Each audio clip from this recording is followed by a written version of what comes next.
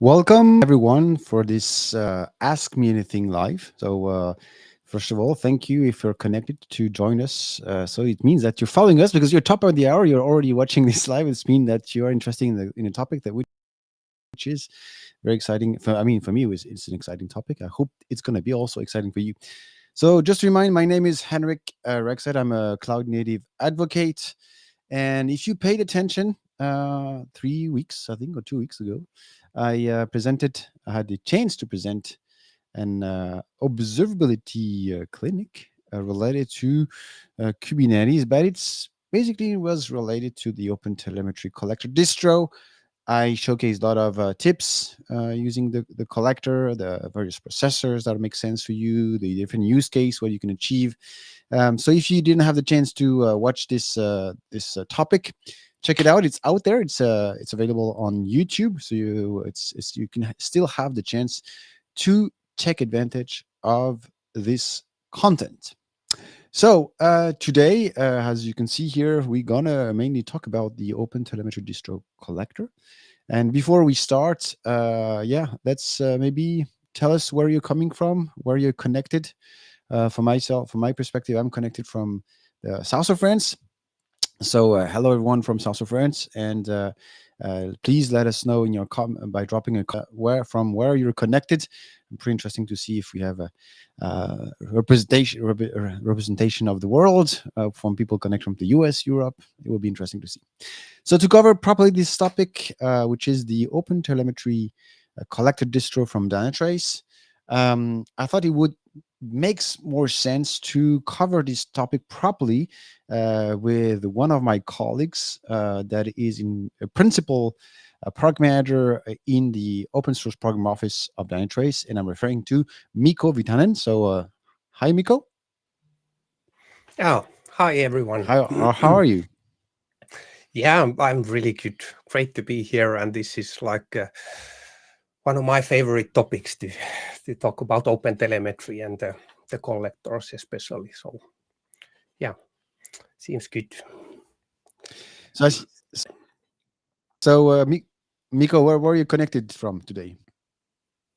I'm from Finland and from Espoo, from the Helsinki capital area. So I wonder if I'm the only one from Finland, but let's see.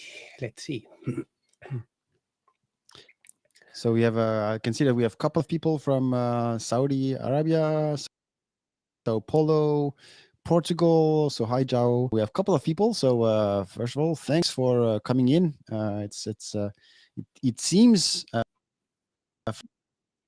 from the number of people connected that this topic brings your interest. I've never had the chance. Oh, we have people from Ecuador. That is exciting.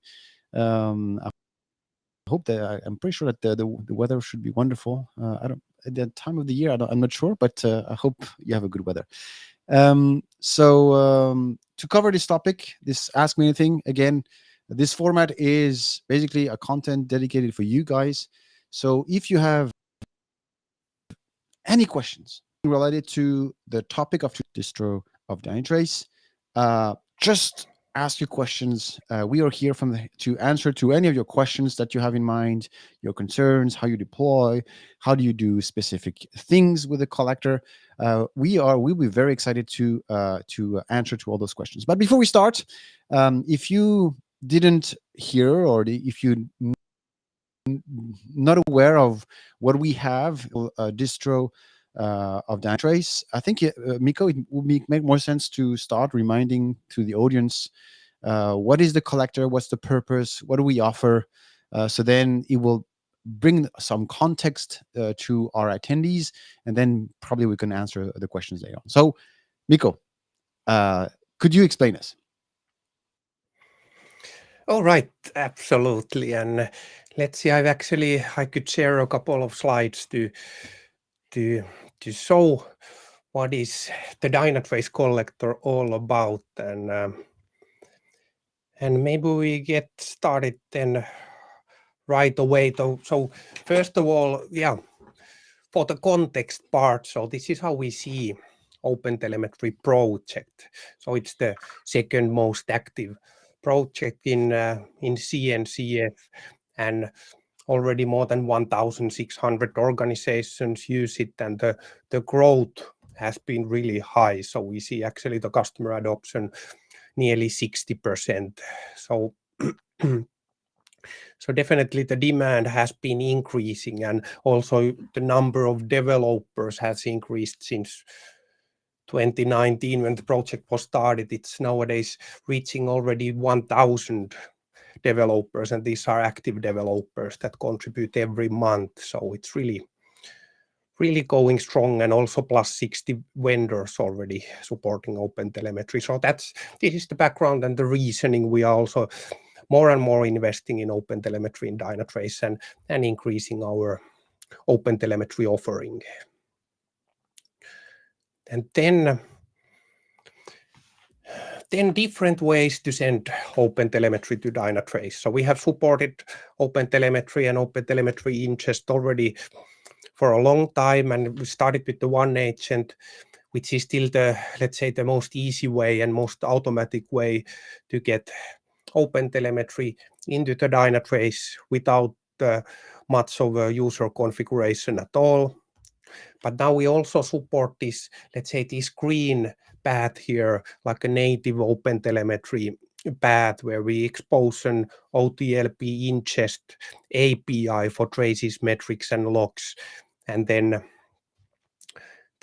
let's say you can integrate your OpenTelemetry applications with the standard OTLP protocol very easily. And this session, it's about the collector piece, which is an optional part in the picture, but the really powerful one, as we'll see.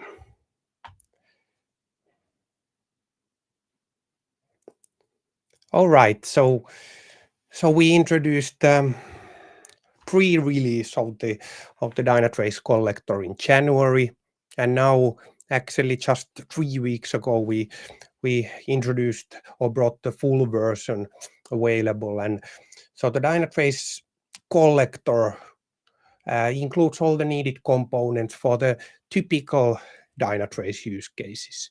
It's fully open source and no additional cost for the users. And the main use cases are basically, first of all, the protocol conversion.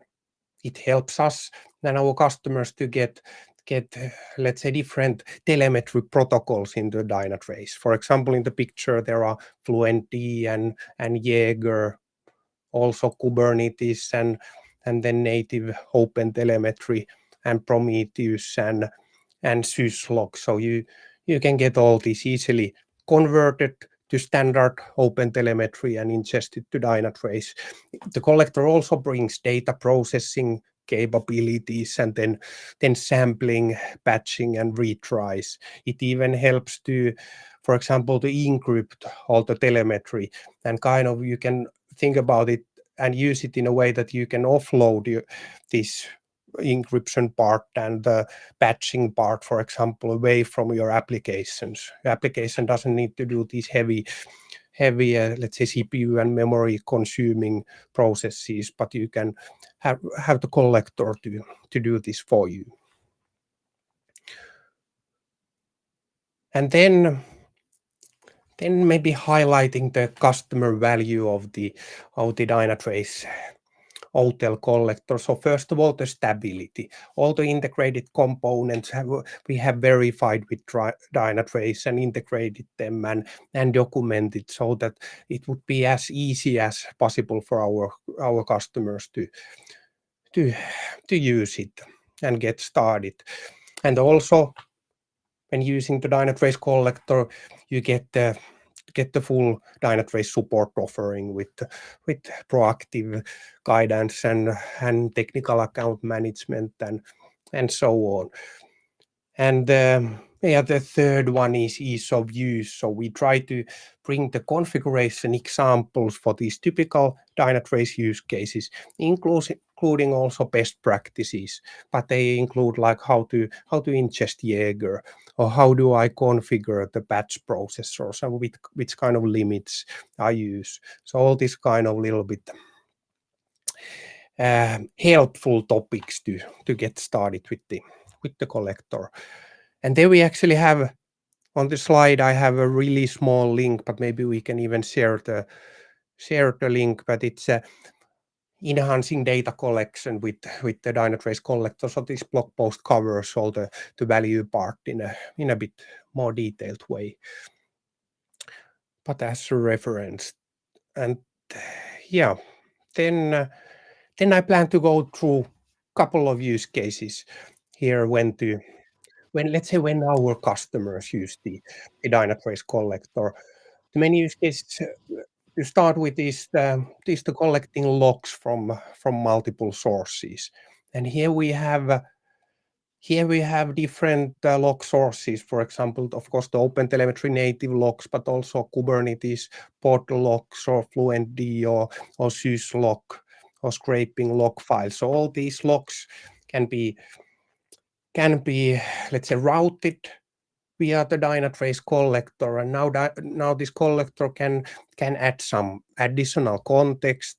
It can transform the data as if there are some, let's say, custom needs, and also filter. So you can, for example, drop here if you have lots of logs but it's repeating. You have 5 log lines which are like causing or making 50% of all your log volume, and you feel they are maybe not needed or they are fully useless. You can drop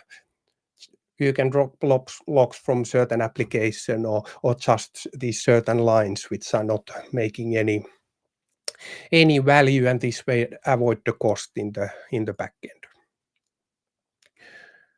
So that was the logs part. Then about any question here? I was just gonna ask. So the protocol supported by the OpenTelemetry collector. So you said I see in the logo you mentioned FluentD, course, reading from logs. Could you list precisely the various receivers in the collector of this collector from a log perspective? Yes, absolutely. Yeah, we mostly see it for the log perspective, the receivers or the technologies here, but I will come back to that one after these few use cases. I plan to cover it. But to say that we have, as I covered or mentioned, that we have integrated these most commonly used components. So the Dynatrace collector will not include all the components in the OpenTelemetry collector framework. So we have selected the most stable one and the ones which had most value, but so it's not solving all the problems. So some of our customers, if they have custom needs, or they have some, let's say, more rarely used log protocol, they still continue using the upstream collector, which is fine, and in this way they get all the components available. But of course then it gets a little bit different in the support side, so we can't support all those unstable or, let's say, development level receivers. But yeah, I will come back to the components. Yeah, the second use case is masking sensitive data. So you can use the collector and you can run it really close to the applications, like in this picture, in the internal network. You run the applications and collector next to each other in the private network, and you can already there now mask if you have, let's say, privacy data like names or email addresses or phone numbers. You can mask those with the collector before the data leaves the internal network. This is really, really, I think, powerful way in the collector, and it can be applied for traces, metrics, and logs. So all the telemetry data. And then you can use it to get Prometheus metrics on Kubernetes. So typically you have in a Kubernetes cluster, you have these services like Redis, MongoDB, and Postgres, and they expose Prometheus endpoint. And quite typical case is that you deploy a fully blown Prometheus server to scrape these endpoints, but you can also use collector to scrape these metrics. And in this example, I'm also showing the Kubernetes enrichment processor here, the small box in the collector. And with this processor, we can also enrich and add more details, like adding the Kubernetes pod name and namespace. And when enriching the application data, then in Dynatrace we can connect the application data with, for example, with the Kubernetes data, and connect and provide much more value when you have the full context available. And then this is the last really common use case, is the multicasting. So we have collector in the middle, but the collector is having this exporter concept. So you can actually configure a number of exporters at the same time and multicast all your traces, metrics, or logs, or split that I want to multicast the traces to 3 different backends, and logs I send to 2 backends, and metrics to some other combination. So you can multicast your telemetry data per signal, and in this case we send the data in OTLP to Dynatrace, but also in other customer backends. It can be Jaeger, for example, or someone might want to store their logs for, let's say, 3 years just for the cold storage. So all this is also available with the collector. And I think now I covered the main use cases, but here we see the different components we include in the Dynatrace collector in the beginning. This is the list we got started. So in the receiver end, we see file log receiver and fluent forward, host metrics, Jaeger, and so on. On the processor side, I think we included all the most common and I would say the most valuable processors here that are there from the beginning. And then on the exporting side, we mainly support OTLP, covering both gRPC and HTTP, and then a couple of extensions and connectors. But here this is the collector. We had a question. Yeah, I think it's a good time. Yeah, so we had a question a few minutes ago from Mahmoud Lolo. Oh, sorry if I'm not pronouncing your name properly. So to summarize, so Mikko covered a few use cases, but I would say that the OpenTelemetry collector is one of the key components of the OpenTelemetry community, and it's here to transform, modify, and export to a destination some signals. So like Mikko explained, you can do some data masking, you can enrich by adding extra Kubernetes metadata. And here, as you saw initially in the logging space, there are a few protocols that are not necessarily supported by our ActiveGate in general. So if I want to collect my logs that are through syslogs or by receiving FluentBit or FluentD logs through the Fluent protocol, the ActiveGate doesn't support it. So then the collector will be here to be able to support those protocols and also do your own enrichments of the data. So I think it's an option. You don't have to use it, but it's a powerful tool, I would say. Specifically, Mikko explained you can scrap metrics from a Prometheus endpoint. You may say, yes, but there is already a Prometheus extension available. There is a Prometheus support in the Dynatrace operator in Kubernetes. That's true. But when it comes to scrapping a metric that has, let's say, 50 labels, or a Prometheus exporter having a high cardinality metrics, then your cost of the metric will be very expensive. So having the OpenTelemetry collector has the right features available, the right processors, in fact, to basically modify the metrics on the fly before sending it to Dynatrace. If I see that I have a dimension, so a label on the metric that doesn't make sense, I will never use it. So let's drop it. So I'm filtering and removing all the unuseful data. So I'm massaging the data before sending it to Dynatrace.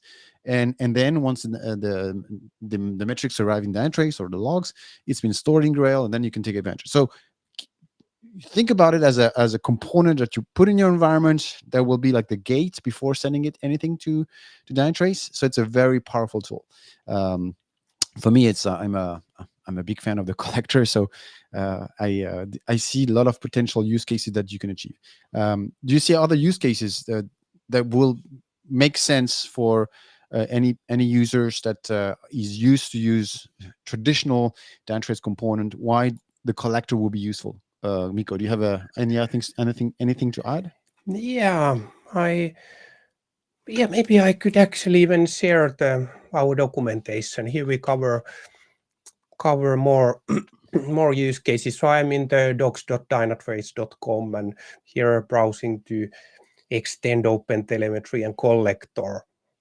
And now the use cases. So for example, transform OTLP gRPC. In Dynatrace, we support getting the OTLP HTTP, the OpenTelemetry standard. But if you want to use the gRPC version of it, then the collector can be used to transfer this one. And then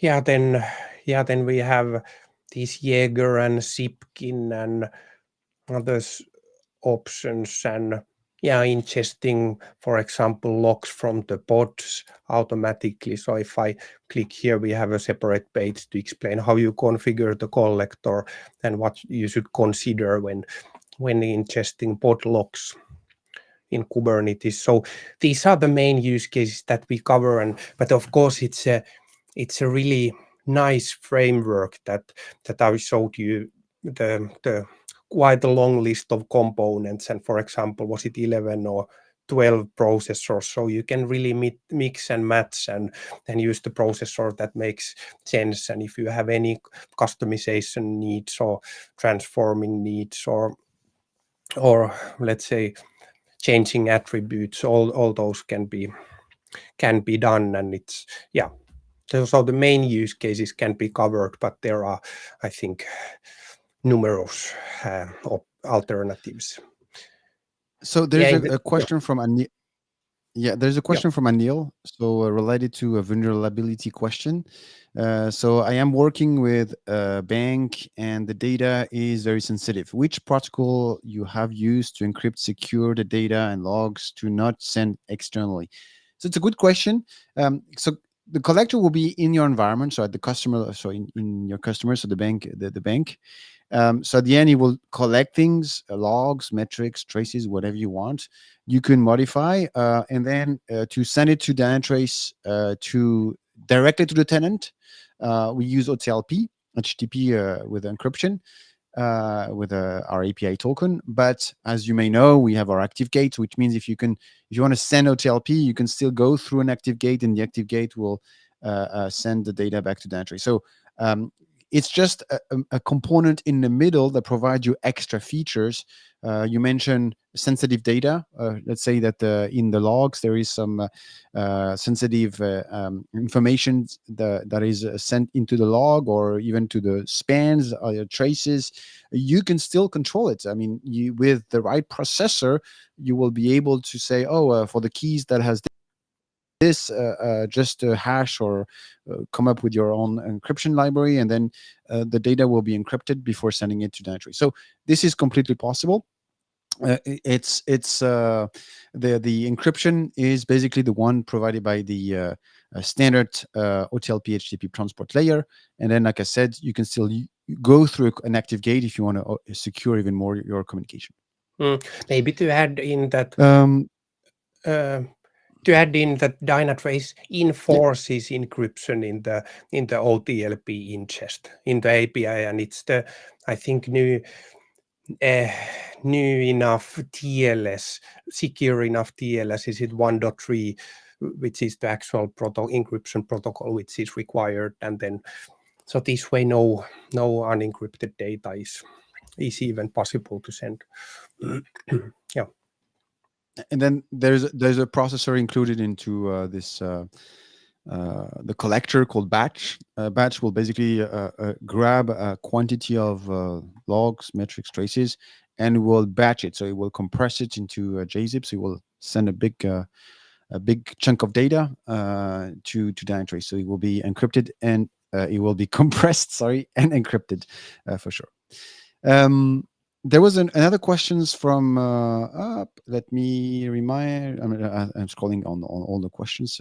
Thank you for all of you, because you've been very active. You have a lot of questions, so keep it. I mean, it seems that it's a relevant topic for you. So just keep asking questions. I love it.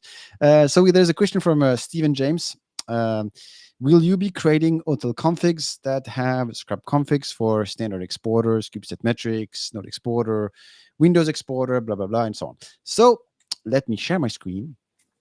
And I'm going to explain you a few things about it. So in the previous Observability Clinic, I went through various use cases and explaining how you can actively reduce the actual cost of a metric, because when you start scraping metrics from any Prometheus exporters, there are a few exporters that are designed in a weird way, to be honest, where when you scrap it, it gives you like 50, 60 dimensions. If you send it to Prometheus, you may have a lot of memory problems, because a metric with 50 dimensions, that doesn't make sense, to be honest. So with the collector, you can control it. So so here I'm going into the past. Why? Because I'm doing some Fluentbit version 3 tests. So I'm comparing the behavior of the collector. So if you pay attention on my YouTube channel, I did recently an episode about it, and I'm trying to refresh the numbers with Fluentbit version 3. So here in this specific environment that I'm showing you, I am collecting metrics, traces, logs, and I am enriching those data. So then that data will come into the right screen. So if I go to the Kubernetes app, so here's the, it will come up in a few minutes. All right, interesting. Let me refresh. So in the Kubernetes applications that we have announced last year, and we have promoted at Perform, and we also promoted it at KubeCon, there is observing. That's weird. Let me go just relaunch my environment, because for some reason it takes forever to load. All right, so let me open the Kubernetes app. So here it is. It will load, and you will see that I have my one cluster available, and in this specific cluster, I have configured the Dynatrace operator to do only application monitoring and Kubernetes monitoring, which means I have no instrumentation of the node, so no specific privileges anymore for running that operator. So very lightweight, relying only on the Kubernetes API, and relying on existent Prometheus exporter. In Kubelet, there is a CA advisor that is exposing metrics, and which means if I don't instrument the node, then I'm not getting any logs anymore. And the beauty here, I'm using in this specific use case, I'm using Fluentbit here in this use case, but in the episode, in the Observability Clinic that we did before, I was using the OpenTelemtry collector. And the idea was trying to explain, here, if you go to logs, I was trying to explain what are the right metadata that you need to enrich in your collector pipelines to be able to have the logs coming into the right components. So here I'm showing the logs. Those logs are not transported by any Dynatrace component. It's going through, in this case, Fluentbit, but the collector will be the same thing. And you can see here, it's only the logs related to a specific component, the demo checkout services. So you may ask yourself, okay, so how do I actually achieve this? Well, here, this is my, by the way, this is the code, or the repository, which is available in GitHub. So here it's the URL. I will share it, so then you can have it in the comment. This repo here is the one that I've used in my previous Observability Clinic, and I have a dashboard for the collector. I have a couple of the various examples of collector pipelines. But let me open the repo itself. So if I open the repo, I did a lot of lots of different tests. So here I have this one. And this collector pipeline is actually, you say, oh, it's a big file. I would say, yes, it's a big file, but it's doing a lot of things. I have two pipe in my case. I'm using two different collector in Kubernetes, and you will explain why. So if I want to collect all my logs from my Kubernetes cluster, then I need to deploy my collector as a daemon set. So for those who's not familiar with in the Kubernetes wording, daemon set means that the collector, one instance of the collector will be deployed per node, and then, which means if one collector is available on each node, it is able to read the logs from the node and enrich the data and so on. And then I have another collector deployed as a stateful set, as you can see here, that is collecting only metrics. So to answer your question, Stephen, here, if you look at the GitHub repo, I already have examples where I'm using, for example, just an example where I'm doing a Kepler, I'm collecting Kepler, I am dropping on the fly some dimensions because maybe there are dimensions that doesn't make sense. And this is basically you relying on relabeling config from Prometheus. I have other one here. I have another one where I'm collecting all the metrics on all the pods that has Prometheus annotations. So you can also achieve this. I have another one where I am collecting the Kubernetes pods, the kubestat metrics, the node exporters. So check it out. It's on GitHub. I try to enrich those metrics in a proper way with the right dimensions. In the particular case of the metrics, I want to add the right Kubernetes metadata to the metrics. So then the metric will be assigned to the right object or entity in Dynatrace. And for this, I'm using the Kubernetes attribute processor, which is in our distro, of course. That will add, in this case, you can see metadata. We will add the pod name, the deployment name, the stateful set, and so on and so forth. And that will basically enrich the data. And one thing that that Mikko explained is that we also have the filter processor, and there are a few metric type that we are not necessarily supporting. So histograms, as of now, we are not supporting it. A summary is not a metric type that we support. So instead of sending it without and generating a lot of exceptions and a lot of problems when I try to ingest that data in Dynatrace, then to be a good citizen with my collector and avoid having noise of exceptions in the collector, I will filter out this data type so I don't have those errors anymore. And same thing, if you are aware, if you collect metrics, which is Prometheus, they would be in a cumulative format. And in Dynatrace, we support the Delta format. So there's a lot of, every observability vendors of the market supports a metric format, so cumulative or Delta.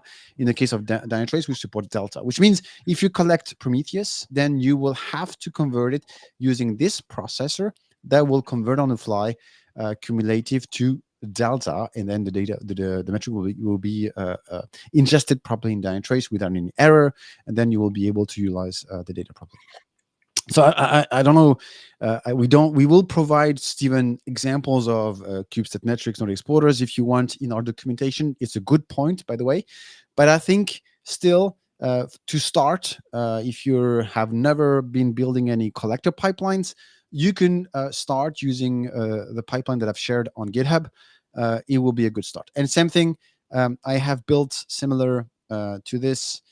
Dashboards, because utilizing component FlintBit or the collector, obviously we want to make sure that those components are healthy, figure out if I have any problems in my pipeline, if I need to add more replica to this specific collector. So here, what you're looking at is one of the dashboards that I have added in the GitHub repo that I showed you before, where I can see the health of my receivers in terms of logs, of metrics, of spans. Same thing in the processor. I'm looking how the processor are behaving. Same thing on the export. And the beauty with the collector is that because it's a Go, don't pay attention on the consumptions, because I did a stress test on the collector.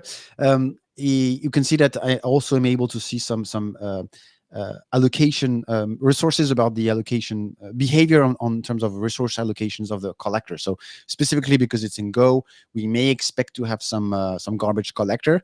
And here you can see that in my case, I'm trying to help the community. As you can see that I have 7 gigs of consumptions on the collector. Don't worry, you won't have that because it was a specific use case. I talk a lot, so let me look at the questions because talking is great, but I'm pretty sure that you have tons of questions that has been asked so far. So, Steven, first of all, did I answer your questions? So let us know on the chat. That would be great. So I'm looking at the questions. What is the benefit of using Dynatrace collector instead of OTel collector or OCB? So OCB it stands for OpenTelemetry Collector Builder. So which means in this OCB tooling, it's a command line tool. You will have a YAML file. You say, oh, I want to build myself my own collector. I will grab this plugin in this repo, this plugin, this plugin, this plugin. You run OCB. OCB gets the sources and generate the collector binary. So this means that you can add more or less plugin. Using the contrib version of the OpenTelemtry community is not recommended at all. You will end up with a collector that has 70 plus plugins. So the binary itself will be around 200 megs, 120 megs.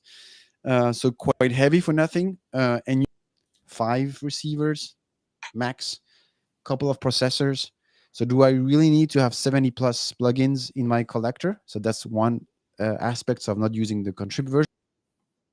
And the second thing is about there is no guarantee that there is no security vulnerability of the collector coming from the contrib. So when we build our own collector, because we build it with OCB, exactly like you were going to build yourself your collector, we are basically scanning and validating the actual health of the collectors, which means when we ship the distro of Dynatrace to in your hands, this has been approved and validated by R&D. So you got a stamp, bam, and you got a support. So which means secure, healthy, and supported. Mikko, do you have any other things to add on this? Yeah, I think, one is then related to the support is the ease of use and the config examples. But of course, it's close to what is there available in the upstream. And our collector configuration follows exactly the same syntax. So you can reuse the Dynatrace provided examples with the upstream collector and vice versa. So there is no real difference. And there's another questions from YouTube, from Pandia. It says, I have one doubt. Is it possible to see the DDU conceptions we recently subscribed? Azure, can we see the conception separately, dev and so this is not a question related to the OpenTelemtry collector topic, but I know I cannot show you because I don't remember where it is, to be honest. But there is actually a dashboard, and there is also a metric that we expose in our in Dynatrace on your consumptions. So if you want to keep track on how much DDU using, how much data has been ingested, and so on, you have the options to keep track on that. So I cannot show it today, but it's a topic that we covered and are in it, so then you can understand, especially if you deploy Dynatrace. There's a big chance that you have a lot of teams doing a lot of things. So if you are in a central team managing observability, you will obviously want to control how the consumptions is been done, and maybe probably imagine to recharge the usage to the various services of your organizations. But it's something that we have for sure available within our product. Then there was actually a question that slipped through, was the remaining part from the one in the screen about I think it was from Steven, about the host metrics and in the collector and Prometheus node exporter. So as I've understood, I'm not an expert on the Prometheus side, but both can provide CPU metrics and memory and disk and network. So they correspond to each other. So if you are using OpenTelemetry collector, I think no reason then to use the node exporter, and kind of vice versa. If you are used to use the Prometheus node exporter to get all these metrics, you don't need the host metrics. So at least on the high level, they are in the same category. The same thing. Yeah, it's more the host metric will be in a bare metal environment, and if you're in Kubernetes, the node exporter will provide you a lot of behavior and kubeset metrics. But if you're using the Dynatrace operator, like I'm doing here in the environment I was showing you before, I'm just using Dynatrace to inject the agents in the right namespace that I need. If I have OpenTelemetry only, I don't inject the agents. I mean, that's how I'm doing it. And then I am the health of my cluster is measured by the operator that relies on the similar exporters. But then I'm using the collector to enrich. So get, for example, Kepler, to get, I don't know, information from Redis or something that I may not have. So I will scrap it from Prometheus' perspective to enrich the data. So see that as an options to enrich your observability. So it's really it's only positive in general.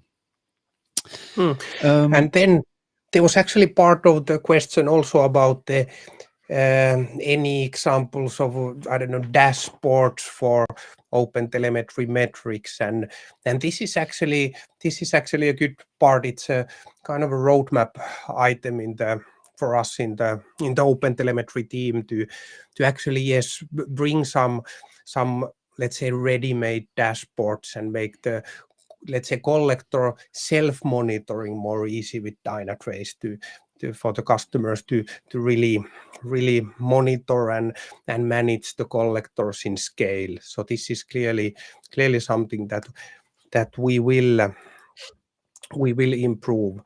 And and also it might be that it will deviate a bit from the upstream collector as the year goes forward. So we might also add some let's say Dynatrace specific automation or automatic configuration for some of the collector topics. But the plan is to keep it as close to the upstream as possible. So one thing that we didn't cover tonight is the fact that as of now, the collector could be deployed by yourself. So if you go to the documentation that we talked about, there is the different deployment models. So either you deploy it in your bare metal environment, so Linux, Windows, whatever, or you can use it in Kubernetes. So Kubernetes could be deployed depending on use case. I was saying, if you want to collect your logs, you will use the daemon set deployment, and then you can have other options. Otherwise, if you're operating in Kubernetes and there is a great asset provided by the OpenTelemetry community called the OpenTelemetry operator, and which means it introduce new CRDs. So it's a new objects within your Kubernetes cluster. There is the OpenTelemetry collector CRD, and there is the instrumentation CRD. So, and the OpenTelemetry collector CRD will help to manage your collector. And there is a tremendous feature that I love, to be honest, from this operator called the target allocator. So you're talking about Prometheus receivers and so on. So you can enable your collector with the target allocator, and then lets the project team says, oh, I'm exposing new metrics. So they simply need to deploy specific CRDs in the Kubernetes world called service monitor or pod monitor. It's the CRDs to help Prometheus identify a target to scrap those metrics. So at the end, you as an observability lead or central team, you won't have to build the collector pipeline and adjust the pipeline every morning with a new scrap config. You can basically tell your colleagues to say, hey, deploy your service monitor, deploy your pod monitor, and the collector will automatically do it. And this is a feature available and possible through the OpenTelemetry. It's called the target allocator. And of course, with the OpenTelemetry operator, you will be able to say, I want to use a specific image of my collector, and this image will be the one provided by Dynatrace. So you will have the support, and you will have this beautiful feature to simplify the way you want to enrich or add to your environments. And by the way, in the environment I was showing you a few minutes ago, I was using the target allocator to enrich, to collect even more metrics in my cluster. All right, so we have about 15 minutes left for this live stream. So again, if you we still have about, let's say, 10 minutes to answer to any of your questions.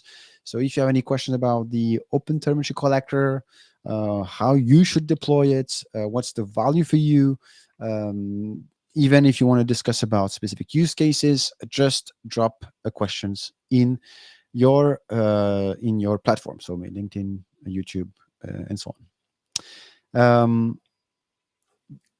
Mikko, do we know? So we mentioned about the deployment. So do you have any recommendation on the type of deployments that our users should use when it comes to deploying collectors? Yeah, maybe I can even quickly show it in the docs. What do we cover here? And so collector deployment, and in the Kubernetes, this is the most common way to deploy any collector, and we basically support 3 options: OpenTelemetry operator, Helm chart, and raw manifest. And personally, I've tried all of this, and I think the Helm is maybe the easiest one, so I would start with that one. And if I don't need the extra benefit, as you explained with the operator, if I don't need the target allocator, or if I don't need any automatic instrumentation, then the Helm is the easiest way to start with. And yeah, that's about it. Of course, the raw manifest is as well. You can be useful with all the bells and whistles, all the configuration options, but yeah, 3 options for Kubernetes, and then the manual deployment, of course, for direct Linux host installation. So there's been another questions asked by Mahmoud. So it says, what about alerts? That should we create alert manually, or should we automatically create one? So it really depends on your environment. So if you, in my case, I showed you before, using the OpenTelemetry, I was deploying the collector with the Dynatrace operator. So if it comes to behavior in the resource behavior of this component, then the out-of-the-box alerting from Kubernetes perspective will make sense.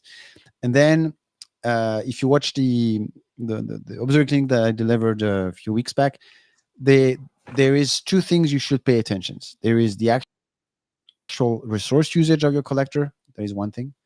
But then also there is the health of your pipeline, because you technically can decide to ingest, to receive any type of data, modify the data, and export it.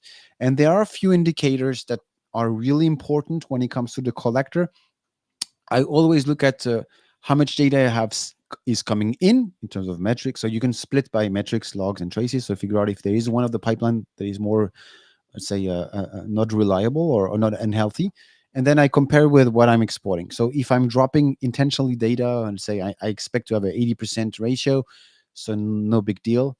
So I won't be alerted. And then there is this notion of the collector produce out of the box metrics. So that's why I showed you a couple of dashboards.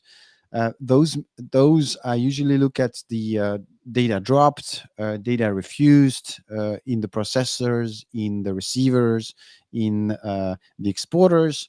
And then there's another thing. There is a processor in the collector called memory limiter. And this memory limiter, the community recommended to put as a first processor of your pipeline to control the behavior of the memory and avoid memory pressure on the collector.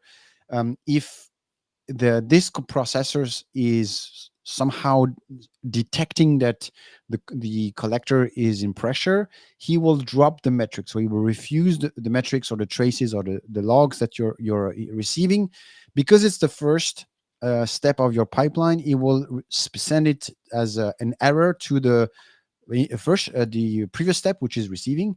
So then you can see that you have those spikes in refused. So if you see that you have this problem, and then you can basically ask yourself, okay, I have a memory pressure. So that's a sign that there's already a memory problem on the collector. The other thing is also there's no sort of queuing. So you are dealing with a lot of metrics, and then you're gonna every X seconds it's gonna batch. So you're gonna export it to your destination, which is the Dynatrace, and the quantity of data will be queued, which call it in the batch. And so you always pay attention to the size of your queue and the capacity. If you see that the capacity is the size is almost reaching the capacity, then obviously we have major problems. So you need to react. So you have to distinguish the two things. One end, the resources. So this is going to be handled by the out of the box alerting, so no problems. And then there is specific alerting when it comes to the collector. So as of now, this is going to be as of today, I would say you will have to define your alerts or the way you're going to react. But Mikko, are we planning to add those type of alerts in the health of our customers' pipeline? Do you have any idea on that? I my thinking currently is that not really, and yeah.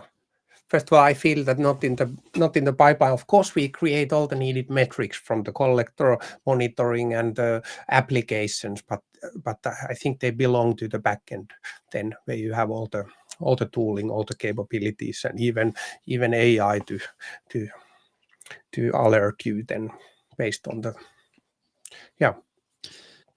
But anyway, we will share shortly some extra assets. So if you're looking specifically to what things you should pay attention to, or build some automation workflow, for as an example, we'll try to provide you as like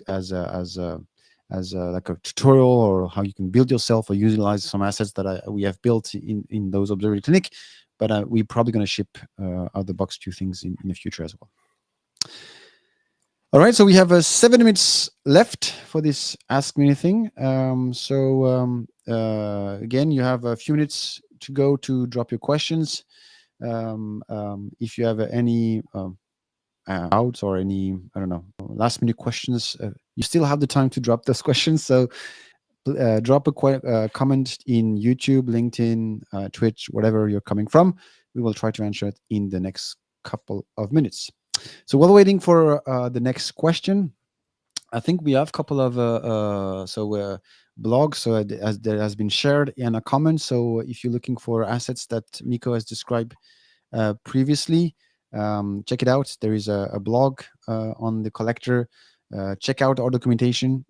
So, like Mikko explained, there is a couple of use cases really well described, so it makes sense. And last, I would say that there is the repo from the Observability Clinic that I shared a few minutes ago. Otherwise, in terms of events, there are a couple of things coming in. In a few weeks, there will be an Observability Clinic, I think, I don't know if I recall well. And if you are following the Is It Observable YouTube channel, there is an event next week. So it's the Observable Lightning Talks. I will have 3 guests as usual. So I'll have Adriana Vilerda, who will talk about the target allocator. So it's going to be interesting.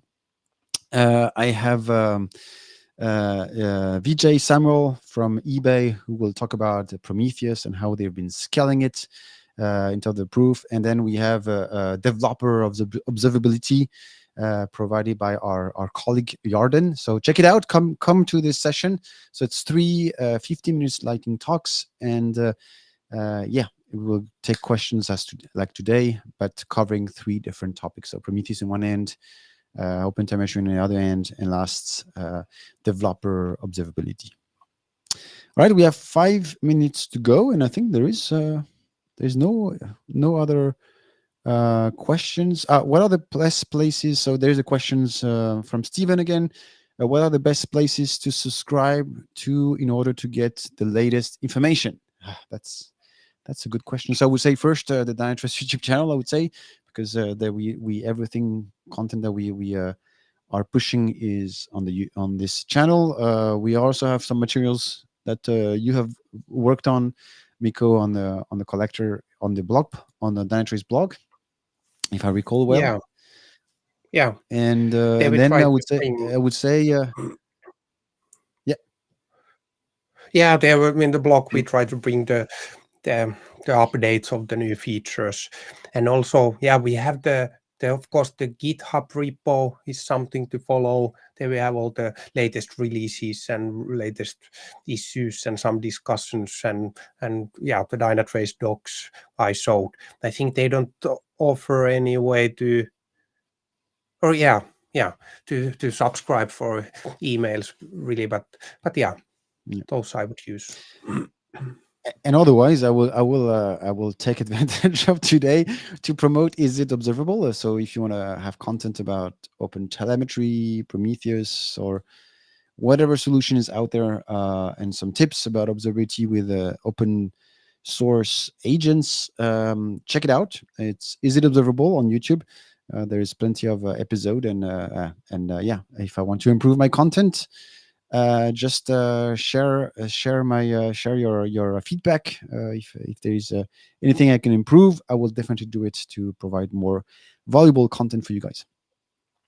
We have 3 minutes left. I think out of this there is no much questions coming in, so I think it's time to say goodbye. I really will have to thank you, Mikko, for your time to explain everything. Yeah, And thanks I for the like to thank invitation. Mhm. Yeah. I'd like to thank also all the people connected to tonight. Today it was great. A lot of interactions, a lot of great questions. So thanks for taking the time to join us live and interact with us during this hour. So that was great. I really enjoyed it. So we will come soon with another Observability Ask Me Anything. So keep posted on LinkedIn. We will promote it the next event. And otherwise, if you have nothing planned next week, come and join us for the Observable Lightning Talks. All right. If there is anything else, thank you, everyone. Have a great end of the day and see you soon.